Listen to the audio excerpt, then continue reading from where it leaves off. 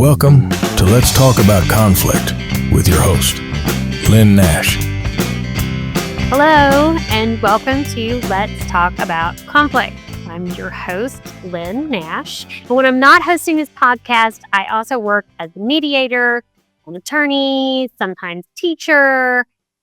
Today on Let's Talk About Conflict, we're going to discuss why the tone of our voice says more than maybe we really want it to.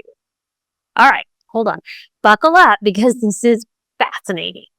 The actual words we say, the words that we work so hard to find the perfect word, the actual words we say only account for about 7% of how people interpret what we are saying. But the tone of your voice counts for about 38%.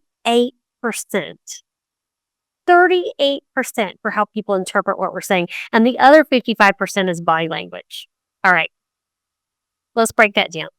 Words, the actual words we choose to convey our message, they only carry 7% of what the person listening to us is going to use their brain and interpret the message. 7%. And I think of all the times that I have written things or I have been speaking and I want to get the perfect word out. No, the way I said it, listen to that. The way I said it is actually more important. So 7%. The actual word is only 7%. Next, let's talk about body language. 55% of communication is body language. So that one, unless you're communicating in the dark or with someone who's sight impaired, it just makes a whole lot of sense. You know, is somebody's face turning red while they're speaking to you, even though they're trying to speak to you very calmly, but their body is, are they embarrassed? Are they angry? We need that body language to help interpret the words someone is saying. Someone just shared with me recently where toasting came from, cheers and the toasting. The old story goes that in the days when people poisoned others through their drink, it was tradition at big gatherings to toast or cheers your glass with the other person, and you were supposed to do it so aggressively that your liquid would slosh into their drink and a little bit of theirs into yours, saying, I am not poisoning you, cheers, or Prost if you were in German. So you're trying to say, I'm not willing to poison you with a body language act of moving these glasses. I think that's fascinating thing about body language communications. But today is about tone, all right? So let's get to that. Talked about 7% on the words, 55% on the body language. There are other studies that have it way higher than 55%, but they don't talk about tone. We're going to talk about tone. 38% of what we are saying is conveyed by tone. That's right. The inflection we choose and the emphasis we make as we speak conveys more information than the word choice we actually said. So let's put some color on that. Think about the times you've asked someone, are you upset? And they reply, I'm not upset. Do you really think they're not upset? I mean, their tone just sprayed upset all over you. Their words said, I'm not upset. But the way they said it, and probably the body language of feeling so whatever, I'm not upset. Yeah, their tone sprayed all over you and told you more than their actual words.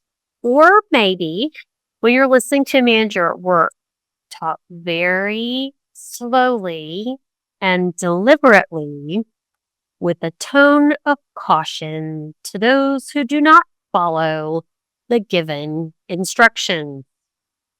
Does a conversation like that ever leave you questioning what the speaker was trying to convey? No, that speaker is making themselves unbelievably clear about how important this is and how intentional they're being. And if you're not paying attention, it's going to cost you.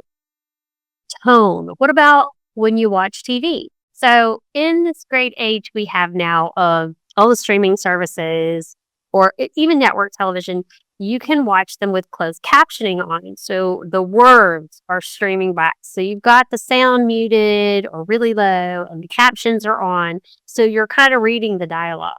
You ever find sometimes you read the dialogue and you're watching the actions, but it just doesn't quite make sense? And you kind of roll it back a little bit to replay that scene with the sound on. If you're doing that or you ever feel like, I'm not sure I really understood what that was about, I'm guessing it's because the body language and the word choice alone were not enough to convey to you the fully expressed communication. I mean, it's right there. All kind of guilty of doing that stuff. By the way, it's really not good for you to read your television. Just listen to it. But we're all guilty of it. So don't get me wrong. Ultimately, our tone of voice when we say something is about 5 times more important than the singular words we are saying. 5 times more important. Okay, Lynn, we got it. Tone matters. So what does our tone of voice in communication have to do with conflict? This entire show is about conflict, and all you're talking about is the tone of voice. I'll tell you. Sometimes it's actually the tone of voice we use that starts a conflict. I have 100% looked at my amazing, kind, loving, sweet husband, Steve, and said, no, really, it's no big deal for you to not put the tool you used away 2 weeks later. Yep, that's me. Using sarcasm and tone to express my true unhappiness that he no longer seems to see the item he's left out, even though he finished that project 2 weeks ago. I really love you, Steve, but it drives me crazy. So that tone of voice, yeah, it's not a big deal. Of course it's a big deal. The tone of voice said what the words didn't. Tone is really, really important. And I've heard people say that it doesn't really matter. Yes, it does. It does matter. So that same sweet husband of mine has reminded me that when I start conveying something that really irritates me, my voice gets bigger and louder and comes off aggressive and like it's an attack to him. And he has told me, he's like, you make me feel like I am being attacked and that you are angry at me just because I'm communicating out loud with this frustrated tone and all of these things towards him. And I'm not angry at anything. I'm just irritated and I'm expressing it. But the tone of voice I'm using made him feel like it was being directed at him and made him feel that that he needed to try and figure out how to fix it. That wasn't my intent at all. So I tell you that story because, yes, he doesn't always put things away, but also I have a really bad habit that I am working on of not recognizing when my tone is showing and it's all over the thing I'm frustrated about in my brain and I'm spewing it out of my mouth and it feels like I'm attacking this person I care deeply about. Now, really important to note about that story is that he shared with me, this is the way you make me feel and when that happens, that's my reaction. And I've been working on that. I've been working on not doing that, trying not to do that.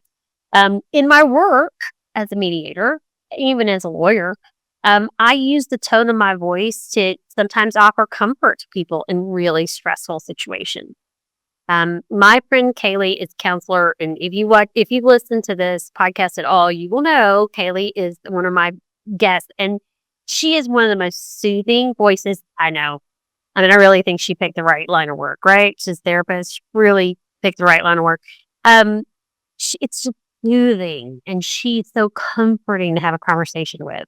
At times in my work, as either a mediator or as an attorney, parties start moving away from what we're working on, and they start moving away from the solutions. And my voice might have to take on an authoritarian tone. No, we're not. We're making progress here. We are going to stay right here. We've just come too far. We are not going to lose sight of what can be done. That is a very authoritarian tone. Sometimes my voice in my work has to get slow and methodical. I feel like I do that a lot on the podcast. You have to slow down and actually focus on the words that I'm saying with a very straight tone of voice. And when I do that, I have moved the inflection away, and I really want you to hear my words. It's important. There's value behind it. So I'm speaking that way. So remember, your tone is always showing. And what you're really trying to convey is that probably through your tone of voice and your body language, way more than the actual words falling out of your mouth. Remember, 7% is words, 38% is tone, with 55% body language. So, just like the stories I told you about myself, let's all work to keep our tone from starting or continuing conflicts. You can do it. I can do it. We can all do it. So that is what I have for you today. I hope you enjoy this podcast. Come back and visit us. If you do, send us an email. Let us know what you think. I am your host. I'm an attorney mediator here in Dallas, Texas, and I really enjoyed putting all of this together. So I hope you take something away from the tone game we talked about today. Thanks for joining me, and we'll see you down the road.